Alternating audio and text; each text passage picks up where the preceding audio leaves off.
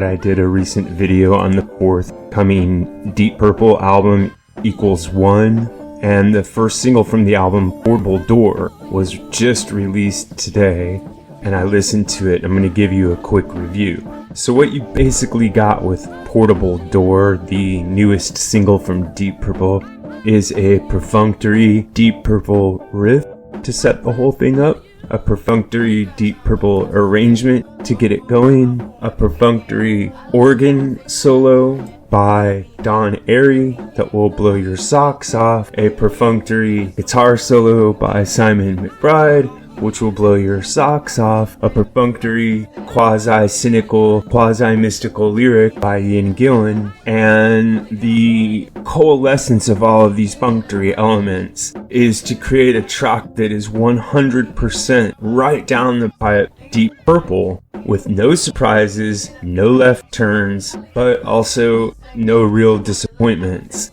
And this is notable given the fact that really only the rhythm section and the vocalists are part of the classic Deep Purple lineup at this point. Don Airy acquits himself quite well, as you would expect given his long history with progressive rock and metal. And Simon McBride does a good job of filling the guitar duties for Deep Purple, but there has to be a big asterisk next to that, which means no matter who is fulfilling the role of guitar player in Deep Purple, they are standing in Ritchie Blackmore's shadow. That is also true in this case. Now, given that reality, put yourself in Simon McBride's shoes and say, well, what do I do here? Do I embrace the Ritchie Blackmore heritage, or do I just flagrantly go against it? Well, as I've been pointing out, the really strong band fingerprint that's all over this track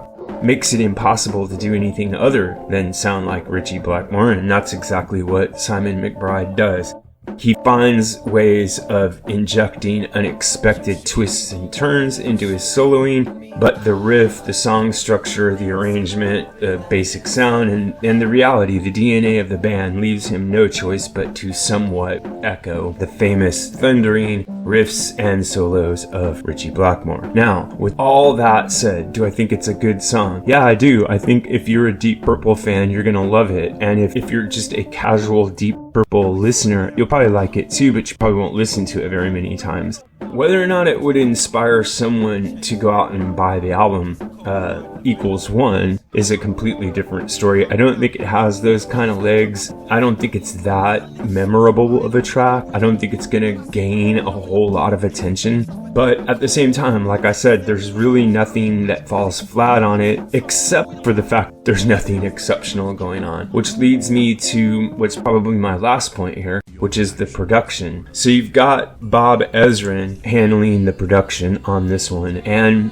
I want to give him some props. The first thing I want to compliment is the fact that he hasn't really changed the approach to getting Deep Purple's sound down onto a recorded platform. He hasn't given in to the temptation to use a lot of the modern bells and whistles. I'm sure that there's auto-tune and digital processing going on throughout the track, but it's not obtrusive in any way. That said, at the same time, lacks that steamy, gritty, sweaty earthiness that is so much a part of the early Deep Purple albums, the classic Deep Purple albums, including Perfect Strangers, and definitely In Rock, and definitely Machine Head. There's just a feeling of real, authentic, three-dimensional rock and roll going on in steaminess and proximity and closeness and excitement with everything that Deep Purple did in the rock genre. That's present here, but it feels a little bit canned. It feels a little bit like artifice, and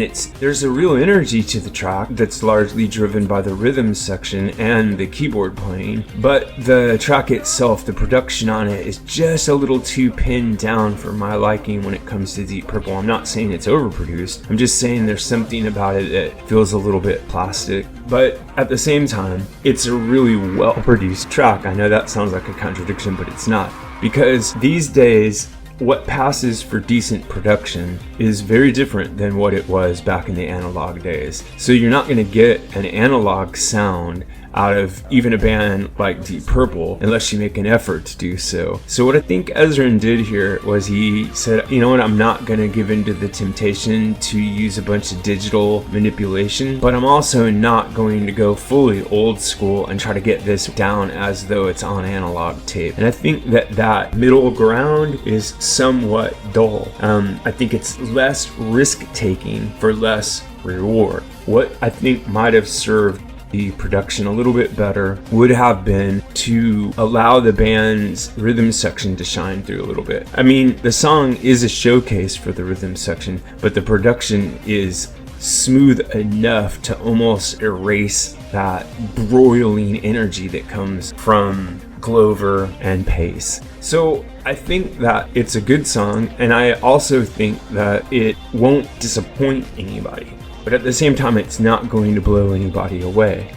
And my last point on the song is I don't think it's necessarily a strong indication of where the rest of the album is going to go, which is often the case with singles that come out. If you stop and think about it, the singles from Deep Purple are generally the most commercial songs on the album. So that means that what's going to be available when the full album comes out might be a little bit more sweaty and reckless and sharper edged, as I've been saying I want, than what is on the lead off track. So my final verdict on this song is it's well worth a listen. Deep Purple still has plenty to offer in terms of heavy rock, but they're not doing anything that will surprise you. It's just a real strong right down the middle Deep Purple track that does everything you would expect without exceeding your expectations.